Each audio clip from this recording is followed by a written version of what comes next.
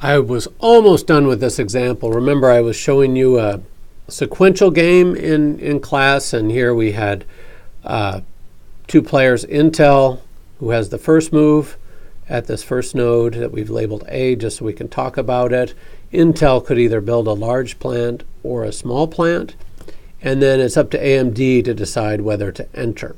And so I've labeled nodes B and C, two different decision nodes. I've labeled them AMD as well, put the AMD above the lettered node. AMD could either enter or stay out, enter or don't enter, either, however you want to say that.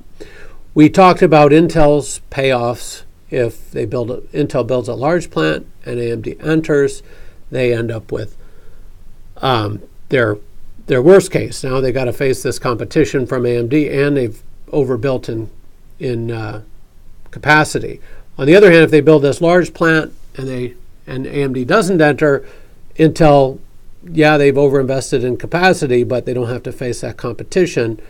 And then here, if Intel builds small and AMD enters, that's bad for Intel. It's not as bad as if they had put all that money into a huge plant, but it's still not great because now they have to face this competition without any way of retaliating. Actually, you could make an argument that this should be 3 and this should be 4.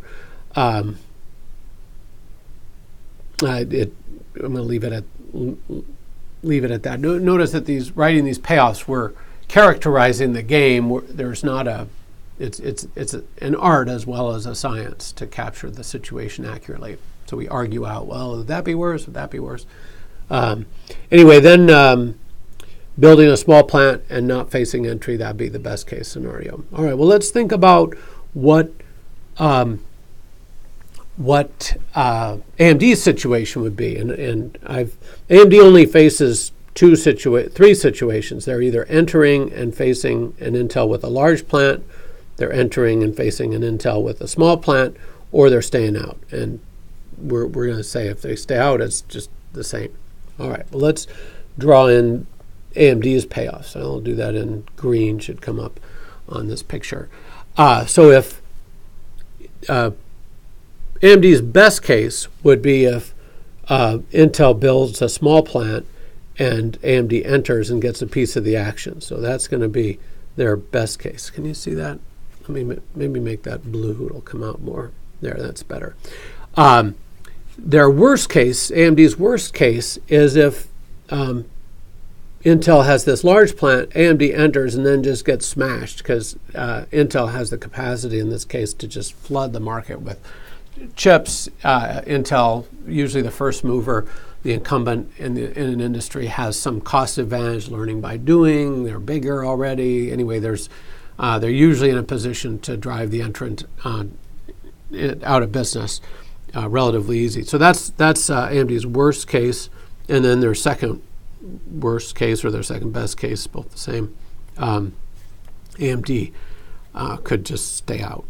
And all right, now we've got this game. We've got the payoffs. We've got the strategies. Notice they're along these trees because it's the sequential. These branches of a tree because it's a sequential game, and we've got the players, Intel and AMD.